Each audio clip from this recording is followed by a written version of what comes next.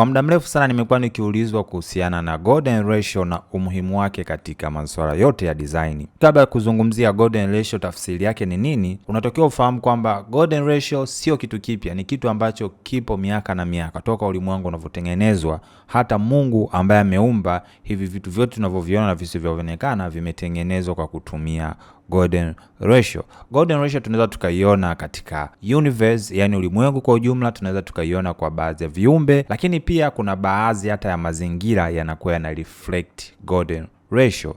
Lakini pia golden ratio imekuwa ikitumika na wanasayansi na wataalamu miaka nenda miaka rudi, wamekuwa wakitumia golden ratio katika masuala mazima ya construction, katika masuala mazima ya ujenzi mkubwa na mdogo, lakini pia hata uchoraji wa vitu tofauti tofauti. Golden ratio imekuwa ikitumika. Sasa tukirudi kwenye swala la msingi, golden ratio ina maana gani? Golden ratio ni mahesabu katika design ambapo ukichukua namba mbili ukazitafutia uwiano ama kuzigawanya unapata jibu la 1.618 ama kukaribiana na namba hiyo. Golden ratio kwa kiasi kikubwa imekuwa imetumika ama inatumika katika kuhakikisha vitu vinakuwa perfect, katika kuhakikisha vitu vinakuwa vinafuata muongozo wa mpangilio na muongozo wa jinsi macho yanaweza kudadavua hivyo vitu katika uhalisia ambao una make sense, yani unaleta maana. Na ndio maana golden ratio zipo za aina tofauti tofauti, japokuwa watu wengi hawafahamu kwamba maumbo hayo yametumika kwa kutengenezewa kwa kutumia mfumo wa golden ratio. Kwa mfano, hapa nimeweka text, nimeweka na maneno haya, nikaweka na button, nikaweka na kitu hivi nilivyo design. Unaweza ukahisi kwamba nimepanga tu juu, lakini kiufupi hapa nimetumia golden ratio kuweza kupata hii design, yani kukupangilia vitu vya katika block vikawa vinasomeka vizuri na picha kuonekana vizuri. Sasa kabla sijaanza kuchora kukuonyesha kwa nini nimetumia golden ratio, ni kwamba iko hivi. Ngoja ni create new document hapa. Nikisha create hapa canvas nyingine. Golden ratio tunavyoipata mahesabu yake ni simple, ambapo huu ndo mfano wa golden ratio. Namba zake ni kwamba unachukua moja ukijumlisha sifuri unapata moja, ukijumlisha moja jumlisha moja unapata mbili, ukichukua mbili jumlisha moja unapata tatu na kuendelea. Sasa katika design inatumikaje? Formula inasema moja jumlisha sifuri ni moja. Nitachora kibox kidogo hiki kama hivi. Hii ndio itakuwa moja. Jumlisha sifuri ni moja. Nikichukua hili box nikalikopi tena kama hivi. Moja jumlisha moja inakuwa ni mbili. Kwa maana yake nitachora box lingine ambalo lenyewe lita act kama mbili, litachukua nafasi mbili kama hivyo unavyoweza kuona. Lakini ukichukua moja mbili ukajumlisha na mbili, kwa mahesabu tunasema ni tatu. Maana yake moja jumlisha mbili tatu. Kwa hiyo ni moja mbili tatu, vibox viko vitatu. Kwa hiyo tatu tunatakiwa tujumlishe na nafasi za mbili, kwa maana yake tunachora tena box lingine, tunakuja hivi. Baada hapo tunakuja tena tunachora. Ndivyo golden ratio inavyoenda. Kwa inakuwa inaenda hivi. Umeona? Hiyo ndio inavyoenda. Kwa hiyo hii infinite inaendelea kuendelea kama hivi.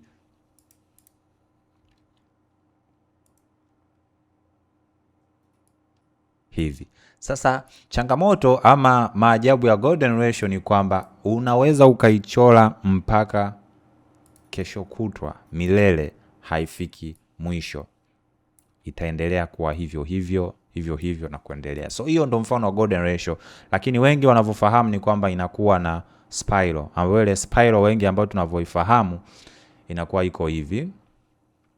Tukienda kwenye curve hapa arc, maana tukichora arc kama hivi tunakuwa na kitu kama hiki, afu tukija tukichora tena hivi, ambapo nitaenda kwenye right click, nitasema transform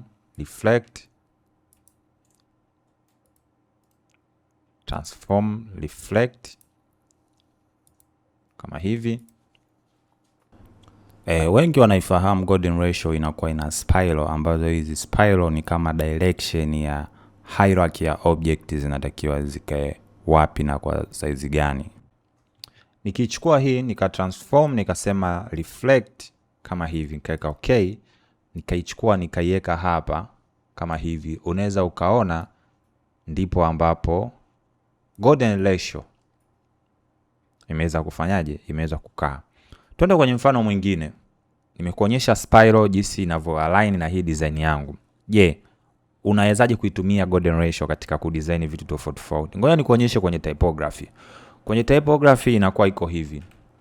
Ngoja nifute haya maneno, niaweke pembeni. Nikuonyeshe jinsi nilivyofanya. Nimechukua T, nikasema nataka niandike neno sample text. Sample text. Kama hivyo. Nikasema sample text yangu nataka iwe na ukubwa wa 72. Kisha nitataka iwe extra bold. Nimeweka hapa.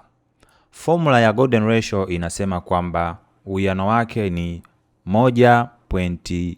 Formula ya golden ratio inasema kwamba ratio yake ni 1.618. Maana yake nitachukua 1.618 nitagawanya kwa hii. Kwa hiyo nitachukua hii text ama nita create text nyingine ambapo itakuwa hapa hivi. Sasa nitajiuliza hii body text natakiwa iwe na size gani? Ndipo tunapokuja kwenye golden ratio ambapo nitabadilisha, nitasema nataka iwe regular. Kwenye 72 nitagawanya, nitaweka /1.618.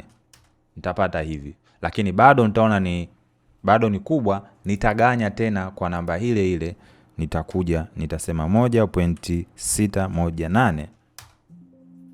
Unaona? Gawanya kwa 1.618 kama hivyo. Ndipo nikapata hivi. Sasa kwa sababu ni mtu ambaye sipendagi namba mengi, nikasema yes, hii itabidi iwe 28. Kwa inakuwa ni 28 kama hivyo. Na hapa juu ni 72. Kwa hiyo maana yake siku nyingine unakariri, unasema kwamba ninapokuwa ninavyo design kama heading yangu nitaweka 72, basi body text itabidi iwe 28. Kwa ukichukua huyu ukagawanya, ukichukua 72 ukagawanya kwa 28 utapata golden ratio ya 1.618 ama namba inayokaribiana na hiyo. Formula nyingine niko hivi. Tunajua kabisa kwamba tunapofanya typography, mtu anaweza kauliza, bwana, tunavyo design magazine. Je, kwenye ile magazine body text inatakiwa iwe ngapi? Always inajulikana body text unavyo design magazine ama unavyo design company profile ama unavyo design kitu chochote ambacho ni document ambayo mtu ataenda atasoma, text size mara nyingi inabidi iwe around 10 mpaka 14. So tuna assume kwamba yes, tuseme tunaenda na pixel 14. Kwa hiyo kama body text yangu itakuwa ni pixel 14 kama hivi, alafu hii ndio itakuwa ni body text, let's say ni fill na placeholder kama hivi. Kwa kama hii ni body text, nimeweka hapa hivi kwenye dokumenti yangu. Najiuliza, je, heading nitakiwa niweke ukubwa gani ili iweze kuendana vizuri, mathematically balance? Hapo manake nitachukua text hii nitaandika neno langu labda sample text kama hivi. Baada ya kuandika sample text, nitataka kujua size yake ni ngapi. Nitabidi nizidishe mara 1.681. Kwa hiyo tunapoanza tunafanya anyway, so nitaenda hapa nitazidisha, maana yake nitanyota 1.681 kama hivi. Imeongezeka. Nitaona yes, bado ni ndogo. Kumbuka golden ratio ni guideline tu, sio kwamba ni sheria. Umeona? Labda nitasema anyway nataka size iwe hii. Kwa hiyo maana yake ukienda ukasema nitaweka bold, nikaweka hapa, text zinakuwa zinasomeka vizuri na zinakuwa zimebalance. Sasa hiyo ni kwenye upande wa typography, jinsi inavyokuwa inafanya kazi. So tukija kwenye design logo, ambao mfano mzuri tutumie mfano wa logo ya Twitter. Logo ya Twitter hii imetumika golden ratio ku design. Logo moja maarufu sana ambayo golden ratio imetumika. Nitachukua hii logo, nitaiweka katikati hapa niweze kudemonstrate. Maana yake unachukua duara lako, unachora kama hivi. Kwa ukichukua hii duara, kaliweka pembeni, ukagawanya kwa ile namba ya golden ratio ambayo ni kugawanya 1.618. Unakuta ile duara linakaa somewhere, ambapo inawezekani hapa hivi. Kichukua tena hili duara ukaligawanya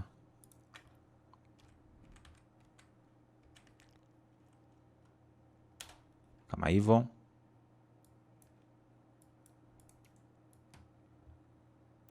Nakaa hapa hivi, nakaa tena hapa, nakaa tena hapa.